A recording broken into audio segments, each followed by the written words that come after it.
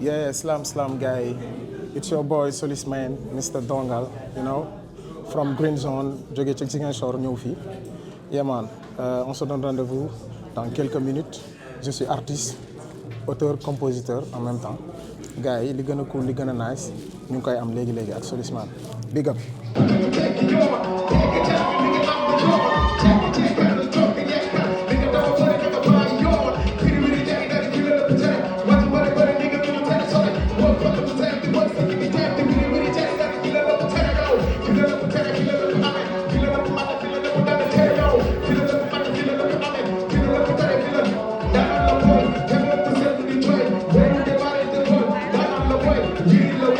Assalamualaikum, it's your boy Machiavelli from Kapsi.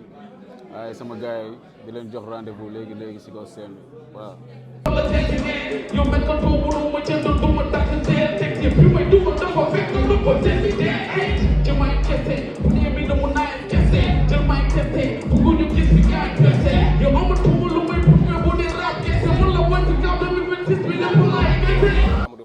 Je suis le coordonnateur général de Impact Sénégal, qui est une association culturelle créée en juin 2023 et qui est basée ici à Ouakam. Donc Impact Sénégal, c'est un centre de ressources et de compétences créatives qui aujourd'hui a son actif à un festival international de sport et art urbain intitulé Urban Noise, qui prépare sa deuxième édition au mois de juin 2026. Parallèlement à cette activité, nous avons conçu aussi un autre programme destiné aux jeunes talents urbains, plus connus sous le nom d'Impact Talent, pour accompagner la relève sénégalaise de la scène urbaine. Yow c'est Beast Sniper, artiste rappeur représente Bargny. Yow gars yi léegi kaw scène bi def feu.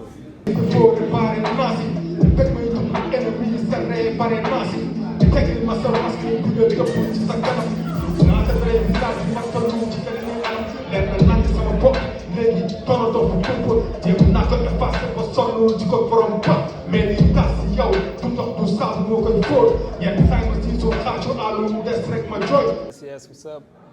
Babel Ibnu Ndeye la from Double K gang from Kaolack. Yeah, suma gars yi maa ngi biir Impact Talent donc xaar leen ma léegi tout de suite ci kaw scène bi. No game, I'm back. Sa yow game ni nga àndaw def su ma doon def sax mu leen bind ma moom laay jël seen kaw ak jëf xamu leen coow bi géej waay di kat jàmm jeex na mën nga tëj sa kër bu mu génn mel ni jox si ta sobi rap bi ka su tudd du ma leen utiliser mu laay divider ñi nga kenn du ma teel esprit évidemment dama leen suuf bi ndax ma la kasa dama leen suuf bi du ma leen yëg teg la day en tant que seen game bi kenn du ko rek seen day ci perte taw bi ñu bëri ay du benn taal day dans le monde wax bi doon di day boobu atomique léegi game bi comme kenn benn leen jour si bi par benn leen di ma conférence di benn dafa duma dama leen di lekk comme projet bi dina fàttu fépp. Projet aussi qui s'appelle Incubateur, voilà, comme son nom l'indique, c'est un incubateur culturel et créatif pour les entrepreneurs qui travaillent dans le secteur des industries culturelles et créatives. Donc il y a un autre projet aussi très intéressant, je pense que c'est l'Institut Impact, qui est un institut mondial des professionnels des arts, de la culture et des technologies, qui est un centre de formation professionnelle au métier du spectacle. Donc là, on encadre des jeunes Sénégalais dans les domaines du son, de la lumière, principalement du niveau BTS, brevet de technicien supérieur. Donc c'est des formations de 1600 heures. Et ce qui est intéressant dans ce programme, nous avons beaucoup de jeunes filles quand même. Je pense même dans la classe lumière, il y a une majorité de femmes. Et dans la classe son, il y a une mixité 50-50. Donc c'est juste une manière pour donner plus de place aux femmes dans les métiers techniques. Salam alaikum Afrique, salam alaikum Sénégal, salam alaikum monde entier. Impact Talent, salam alaikum Baflaye et le groupe Black Niébé. Nous avons jógee ba Lac Rose pour ñëw bokk ci participation ci concours bi que le meilleur gagne.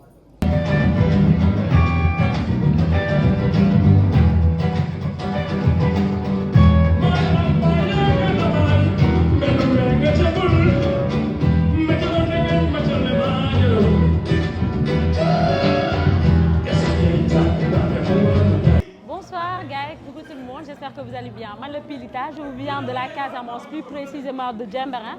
Je vous donne rendez-vous tout à l'heure au concert. Bisous.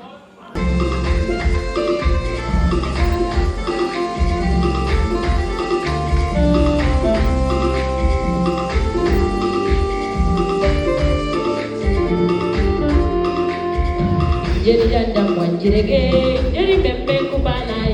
Inga buinu mami kandaka, shira juko kodi support firuma, firuma, firuma.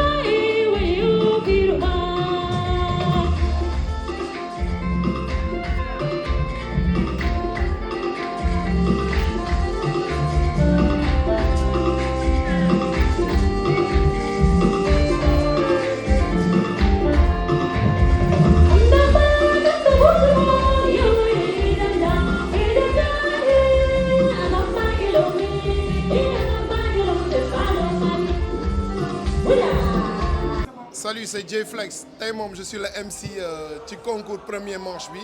Première journée maa doon présenté maanaam jour 1. Jour 2 Sister Kumbis moo doon présenté tey maa ngi fi pour la 3e journée. Ça se passe super bien. Impact Talent 2e édition. 3e journée. Et en tout cas ça se passe super bien. Talent yaa ngi génn de partout. Yo, salaamaaleykum man la MC Mo tey ma nekk ci jury Impact Talent 2e édition. Bra. Tam la ingé son, directeur artistique, beatmaker, membre du jury Impact Talent, 3e journée.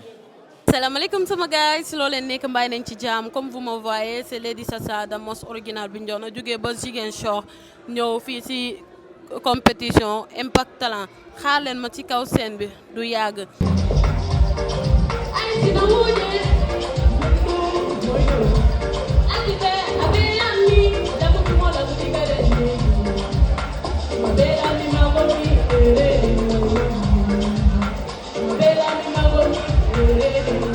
Assalamualaikum warahmatullahi wabarakatuh. J'espère que vous allez bien. Kantano alhamdulillah.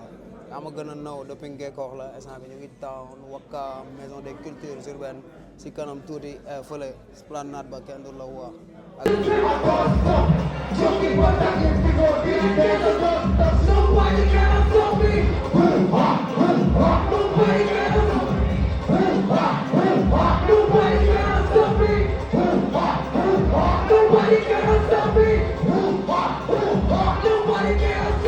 Sur Impact Talent, donc comme je l'ai dit, l'année dernière on a eu la chance de faire la première édition et un artiste de Grand Yoff, Keur Massar, qui s'appelle Richby a été le vainqueur, donc il a eu 1 million de francs CFA comme annoncé au départ du projet. Et parallèlement à ça, il a eu la chance d'aller en France, participer au festival Maman dans le 18e arrondissement et travailler en résidence artistique dans un centre culturel qui s'appelle FJO Fleury Goutte-d'Or. Donc aujourd'hui, nous sommes là en train de relancer la 2e édition. Donc on avait démarré par un appel à candidature qui a reçu 300 candidats. Donc on a su garder 80. Sur les 80, on les a répartis en 4 groupes de 20. Donc depuis mercredi 13 mai, nous sommes en train d'organiser les demi-finales. Donc mercredi 13 mai, jeudi 14 mai, vendredi 15 mai et samedi 16 mai. Et chaque soir, on demande juste au jury de regarder s'il y a 2 artistes, 3 au maximum 4 qui sont bons, qui ont une carrière prometteuse, de les encadrer.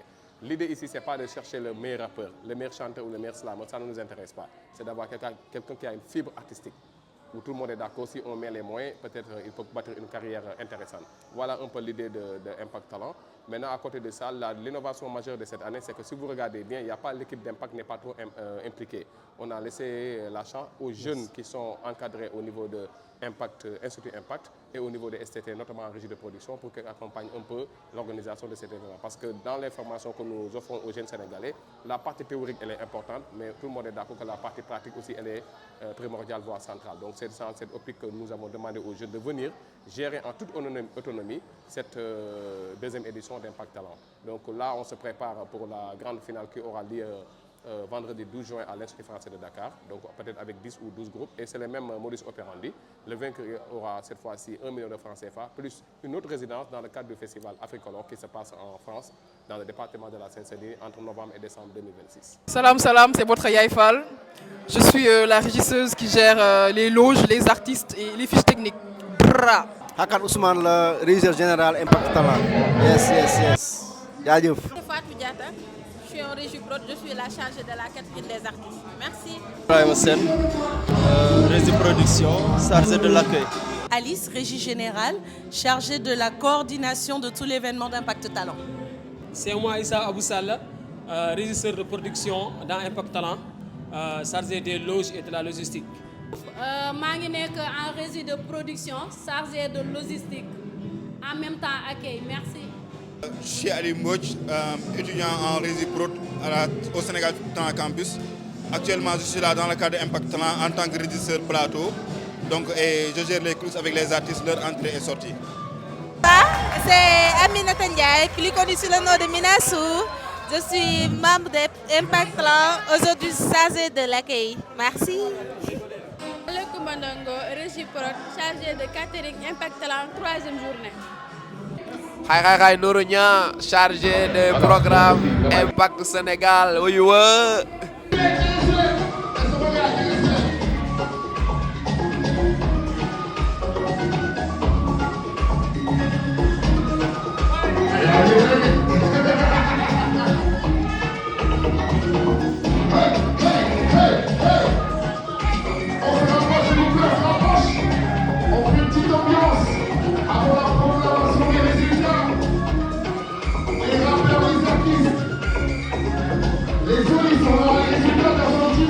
Yes. C'est Benari, artiste, rappeur, reggae man, chanteur. Je viens de Djoué, Guédiawaye, Boukhol, ça. Oui, les gars, dans un instant, vous me voyez sur scène. Big up, war tout.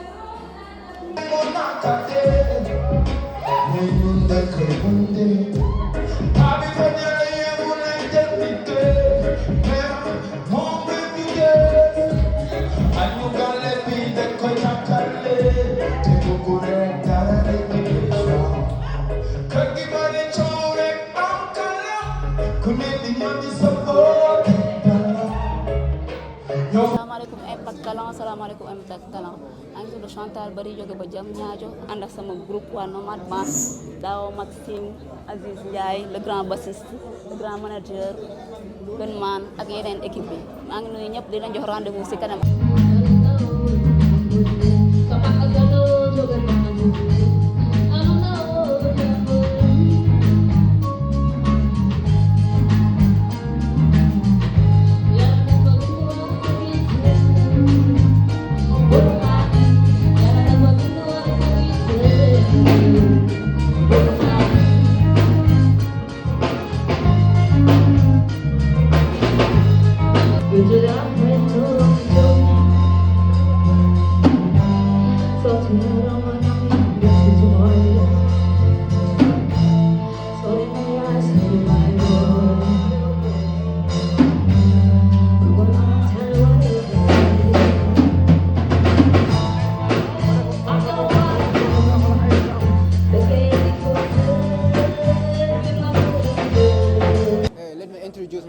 It's your boy Riche Innovator from NGB.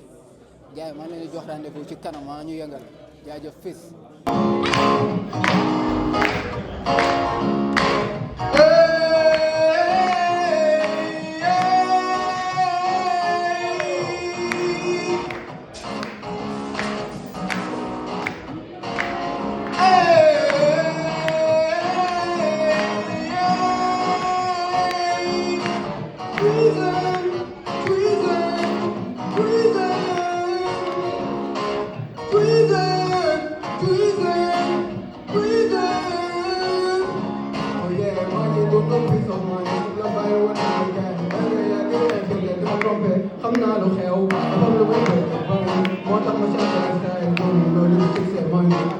J'attends absolument rien du tout. Je demande juste que les gens aient une vision très approfondie de la culture. La culture a besoin de moyens, a besoin de vision d'abord politique, et je pense que ça aussi, on n'arrête pas de le dire, mais j'ai l'impression que depuis les 2 ans, c'est encore un peu compliqué, peut-être un peu difficile pour les acteurs, mais si on s'accorde quand même à dire que ça ne marche pas, je pense qu'il faut qu'on trouve des solutions alternatives. Et ces solutions alternatives doivent venir non pas seulement des politiques, mais nous aussi des acteurs. Il faut qu'on se remette en cause nous-mêmes les acteurs. Parce que c'est trop facile souvent de dire que les gens ne travaillent pas, mais est-ce que nous aussi on a mis sur la table des propositions concrètes, tu vois, pour un peu changer la dynamique ou bien le paradigme. Pour moi, construire une carrière, c'est comme réussir dans sa vie. Il faut s'entourer, il faut écouter, il faut de la patience, de la persévérance. Le plus important, c'est le travail. Au Sénégal, je pense que les gens n'ont pas encore pris conscience que la musique ou bien l'art en général, c'est aussi un travail comme un avocat, comme un médecin, comme un architecte. Mais ici, si vous regardez un peu les artistes, voilà, c'est un peu compliqué. Déjà, nous vivons dans un pays pauvre. Il y a une dominante sur la précarité. Il faut que les gens prennent conscience qu'il y a beaucoup de manquements. C'est normal parce que nous sommes dans un pays en difficulté sur le plan économique. Donc, si on constate ça, c'est un truc factuel. Maintenant, donc là où on devait faire 1 heure, je pense que si vous êtes conscient, vous devez faire 2 heures. Parce que le retard qu'on doit combler, c'est question de temps et de mindset. Il faut changer le mindset et travailler dur. Tous les grands artistes qui sont arrivés là où ils sont aujourd'hui, ce n'est pas un cadeau donné. Ils ont travaillé dur, ils ont passé des nuits blanches, ils se sont sacrifiés, ils ont léché, ils ont fait des choix très difficiles par rapport à la famille, par rapport même à leur femme peut-être, aux enfants ou bien à leur mari, ça dépend, etc. etc. Je pense qu'il faut qu'on sensibilise davantage les jeunes que si vous voulez faire un métier, ça nécessite d'abord des prérequis. Voilà. Alors qu'au Sénégal, comme j'ai dit, le premier problème qu'on a, c'est une intention artistique. Je pense qu'il manque une intention artistique, généralement au niveau des jeunes. Et s'ils le comprennent bien, je pense que si on les encadre aussi, ça peut aller loin et donner des résultats très probants dans le futur. Akbar Flow, artiste rappeur, représentant tout face aka le général. On se donne rendez-vous dans un instant. People never die. Love is a God. Love is a God. Love is a God.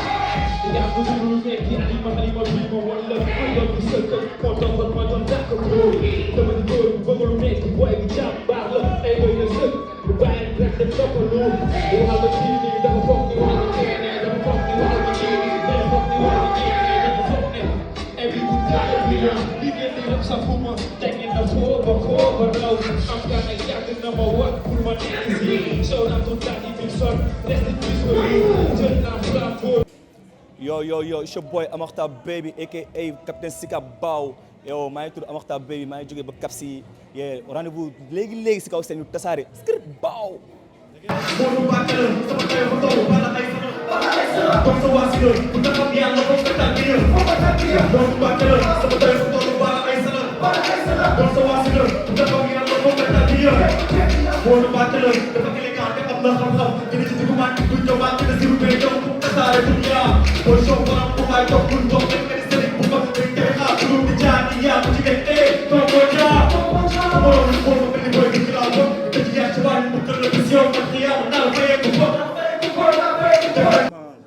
Yes, c'est PMD SN from Guédiawaye mooy loolu xaaral ma léegi ci kanam maa ngi ñëw coppet dem ñibbi.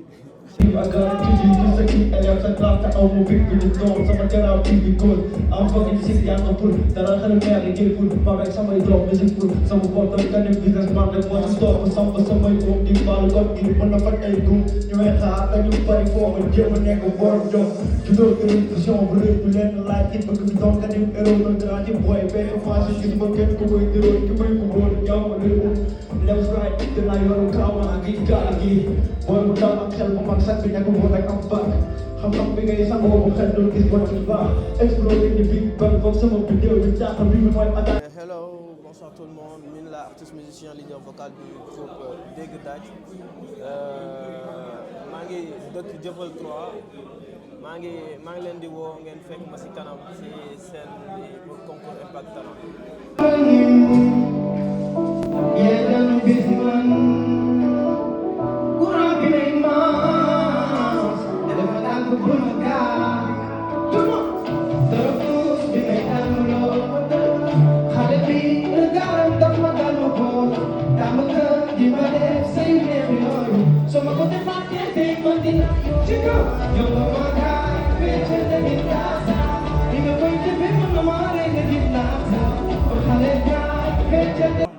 Yeah, what up, man? This is the original Phil Black, once again representing, Afrobeat singer, representing Impact Talent, and we're here out, man, straight up.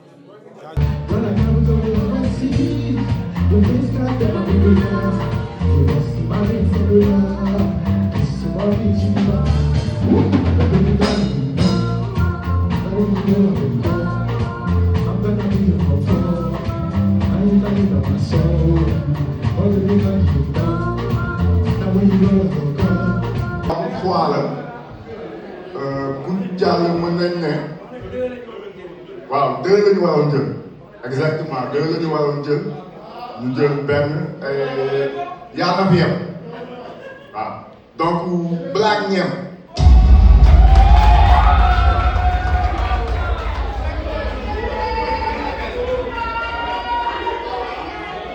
Deuxième bu qualifié final moo ngi nekk le groupe Phil Black.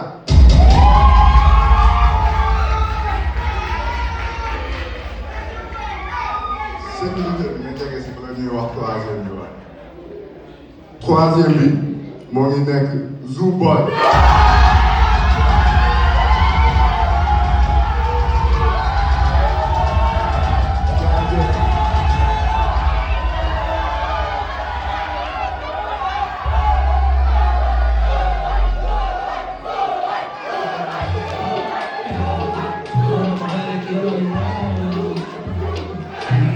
Ok, on va donner la liste de là. Le groupe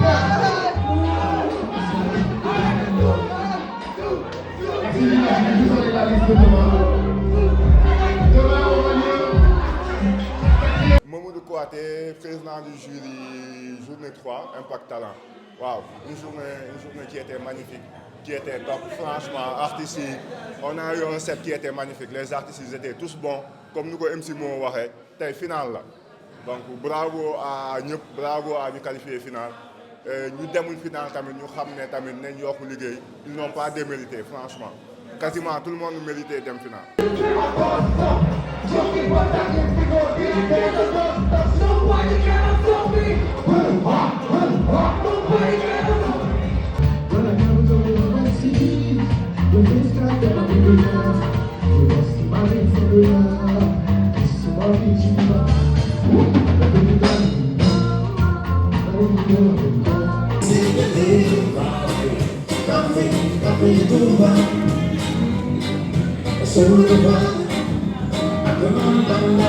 You're